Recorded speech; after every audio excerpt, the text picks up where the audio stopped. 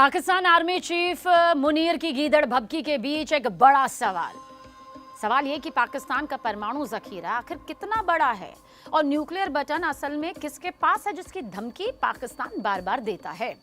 आज हम आपको दिखाएंगे वो 3 थ्योरी जो पाकिस्तान के परमाणु हथियारों के इस पूरे रहस्य को खोलती है और ये भी समझेंगे कि भारत के लिए इसका खतरा आखिर कितना बड़ा है जिसे बार बार पाकिस्तान खुले मंच से भारत को दिखाने की कोशिश करता है। लेकिन सबसे पहले समझिए कि पाकिस्तान के पास आखिर कितना न्यूक्लियर जखीरा है, किसके दम पर वो इतना उछलता है। Stockholm International Peace Research Institute की ताजा रिपोर्ट कहती है कि पाकिस्तान के पास 170 परमाणु वॉरहेड्स हैं। भारत के पास 180 वॉरहेड्स हैं, यानी पाकिस्तान से तुलना की जाए तो भारत के पास ज्यादा है। लेकिन भारत की पॉलिसी है नो फर्स्ट यूज। ये भारत की पॉलिसी है। पाकिस्तान ऐसी कोई पॉलिसी नहीं मानता। सीधा मतलब ये कि अगर उसे लगे तो वो पहले भी परमाणु हमला कर सकता है, जिसकी वो धमकियां देता भी रहता है और अभी हाल ही में फिर से दी। और यही वजह है कि पाकिस्तान का न्यूक्लियर जखीरा सिर्फ ताकत नहीं बल्कि दक्षिण एशिया की सबसे बड़ी चिंता है। पाकिस्तान के हथियारों की रेंज और क्षमता को भी समझना बेहद जरूरी है। देखिए, पाकिस्तान के पास ना छोटे से लेकर मध्यम रेंज तक की 100 से ज्यादा बैलिस्टिक और क्रूज मिसाइलें मौजूद है।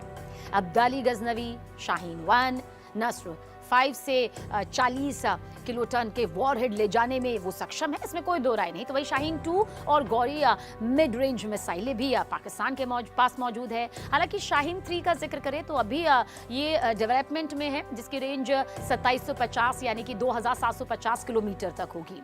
भारत के किसी भी हिस्से तक ये पहुंच सकती है, इसमें कोई दो राय नहीं है। यानी पाकिस्तान के मिसाइल सिस्टम से दिल्ली, मुंबई से लेकर चेन्नई तक को टारगेट यहां पर किया जा सकता है।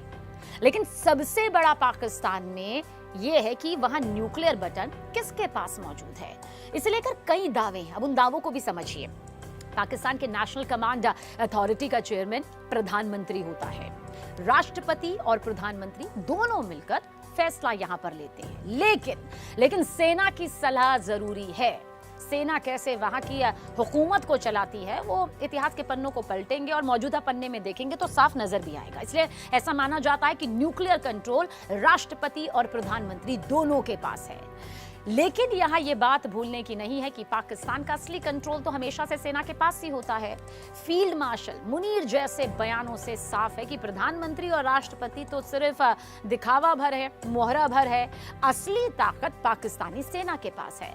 तभी तो मुनीर विदेश में जाकर न्यूक्लियर वॉर की धमकी देते हैं। इसलिए काफी हद तक कहा जा सकता है कि पाकिस्तानी सेना के पास हथियारों की सुरक्षा, लॉन्चिंग का कंट्रोल और आखिरी फैसला यहाँ पर होता है।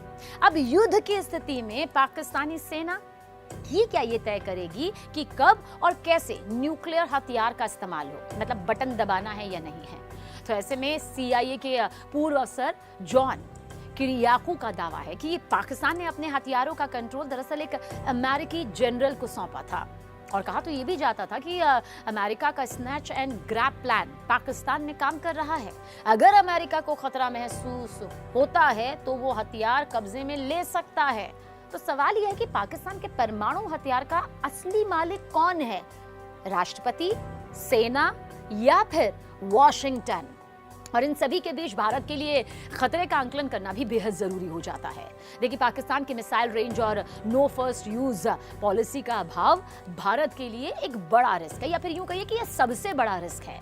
लेकिन भारत के पास ना बेहतर detection system, ballistic missile defence और सेकेंड स्ट्राइक कैपेबिलिटी है। यानी कि पाकिस्तान हमला करेगा तो जवाब उसी वक्त मिलेगा, तय है। शायद उससे भी ज्यादा घातक जितना पाकिस्तान ने यहाँ पर सोचा हुआ हो। तो पाकिस्तान और भारत की तुलना तो हालांकि कोई भी विशेषज्ञ दूर दूर तक नहीं करते हैं, क्योंकि भारत हर स्तर पर उच्चतर नजर आता है, ताकतवर नजर आता है। और ये कहने भर की बात नहीं है, ये जब तस्वीर को देखेंगे, रिसर्च के पैमानों पर तोलेंगे तो यही सच नजर आएगा।